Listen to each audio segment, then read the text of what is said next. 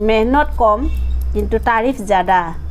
আজি আপোনালোকলৈ লৈ আহিছো এটা মই নতুন ৰেচিপিটো মই আজি এই চিৰা আৰু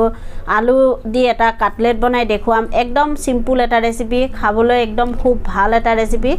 আপোনালোকৰ আশা কৰো এই ৰেচিপিটো খুব ভাল লাগিব আৰু ভাল লাগিলে এটা লাইক কৰি দিব আৰু লগতে এটা সাবস্ক্ৰাইব কৰিবলৈ নাপাহৰিব আহক মই এটা ৰেচিপিটো আৰম্ভ কৰো মই চিৰা লৈছো 1 কাপ এখিনি মই এতিয়া ধুই লম ধুনিয়াকে পানী দি এনেকে মই ধুনিয়াকে এখিনি ধুই লৈ আছো আৰু পানীখিনি মই ধুনিয়াকে সেকি লম পানীখিনি আকৌ মই অকমান এনেকে পানী দি আৰু এবাৰ ধুই লম মই এখিনি এনেকে সাকনিত লৈ এখিনি পানীখিনি মই ইয়াৰ পৰা চিৰাৰ পৰা পানীখিনি মই সেকি লম ধুনিয়াকে একদম পানী নোহোৱাকে এখিনি সেকি লব লাগিব আৰু এনেকে মই ধুনিয়াকে সাকনি পা সাকি পই এনেকে উলিয়াই ললো এটা সৰিয়াত আৰু মই এখিনি ধুনিয়াকে আটা জেনেকে খানে তেনেকে মই এখিনি ধুনিয়াকে খানি লম যাতে চিৰাখিনি গোটা গোটা হৈ না থাকে তেনেকে মই ধুনিয়াকে এখিনি খানি লম আৰু এয়া চাওক মই এনেকে ধুনিয়াকে খানি ললো আৰু এনেকে মই লৈ লৈছো আলু তিনটা সৰু সৰু আৰু মই ৰুকনিত ধুনিয়াকে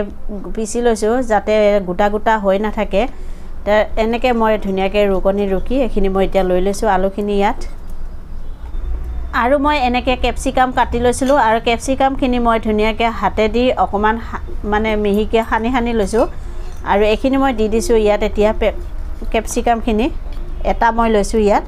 আৰু মই লৈছো এনেকে মটৰ কেঁচা মটৰ মই এখিনি ধুনিয়াকে সিজাই লৈছো লৈ মই এখিনি হাতে দি এনেকে খানি দিছো ভাঙি দিছো মানে এখিনিও মই ইয়াত লৈ লৈছো আৰু লৈছো মই এনেকে কেঁচা জলকীয়া তিনটা সৰু সৰুকে কাটি লৈছো এখিনিও মই ইয়াত দি দিম এতিয়া আৰু লৈছো এনেকে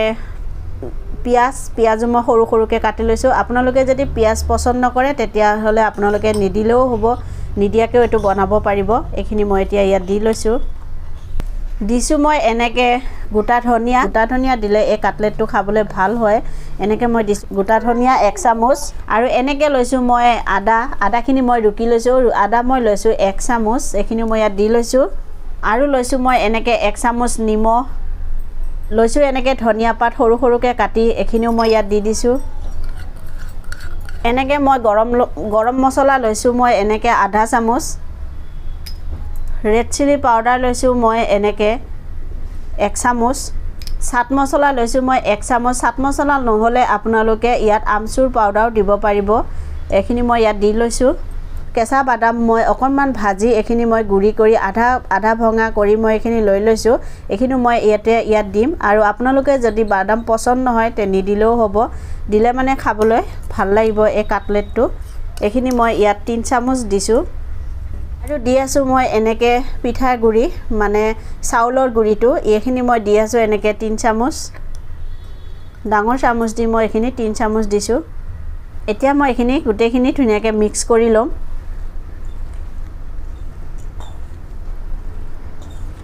এনেকে মই গুটেখিনি ধুনিয়াকে মিক্স কৰি ললো আৰু মই এতিয়া হাতত অকনমান এনেকে তেল হানি লৈছো তেল হানি মই এটো ধুনিয়াকে বনাই লম এটা কাটলেট চিৰাৰ কাটলেট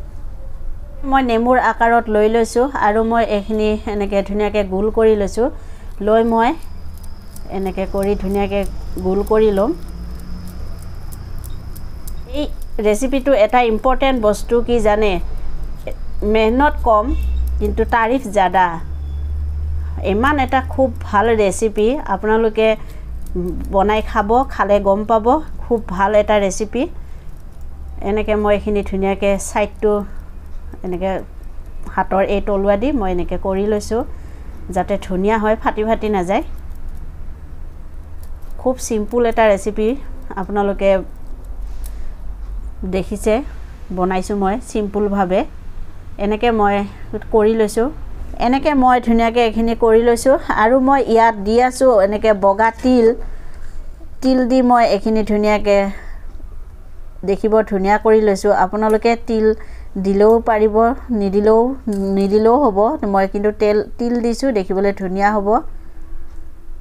এনেকে তিল দি মই এনেকে বাটি দি অকমান হেচি দিছো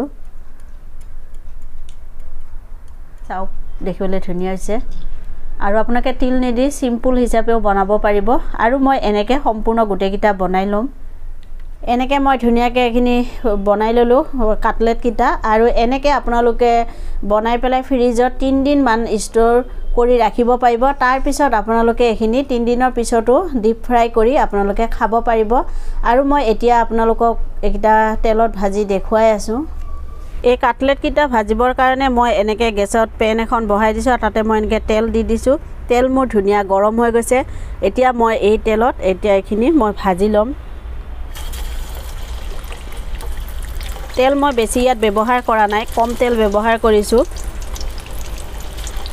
এনেকৈ কৰি মই ভাজি লম লাহে লাহে কিটা আৰু গেছৰ জুই কম কৰি দি কিটা ভাজিব লাগিব তেহে ভিতৰৰ পৰা কিটা ধুনীয়াকৈ সিজি আহিব এনেকৈ চাওক মোৰ একিটা ধুনীয়াকৈ ওপৰলৈ উঠি আহিছে আৰু মই এতিয়া একিটা উল্টাই দিম এনেকৈ মোৰ ধুনীয়া তলফালেও কালাৰ হৈ গৈছে একিটা মই এতিয়া লাহে লাহে এনেকৈ উল্টাই দি আছো এতিয়া মোৰ একিটা হৈ গল মই একিটা ভাজাৰ 10 মিনিট মান সময় লৈছে একিটা ভাজুতে এতিয়া মই এনেকৈ নমাই দিম চাওক দেখিবলৈ ধুনীয়া কালাৰ হৈছে আৰু দেখিবলৈ ধুনীয়া হৈছে এতিয়া মই এখিনি এনেকৈ নমাই লম এতিয়া বাকি যিকিটা আছে মই এই তেলতে আকৌ ভাজি লম এনেকৈ কৰি মই গোটেইকিটা সম্পূৰ্ণ ভাজি লম এনেকৈ মই সম্পূৰ্ণ ধুনীয়া গোটেইকিটা বনাই ললো আৰু এনেকৈ মই প্লেটত আপোনালোকক সজাই দেখুৱাইছো আৰু চাওক দেখিবলৈ ধুনীয়া হৈছে একদম কোমল হৈছে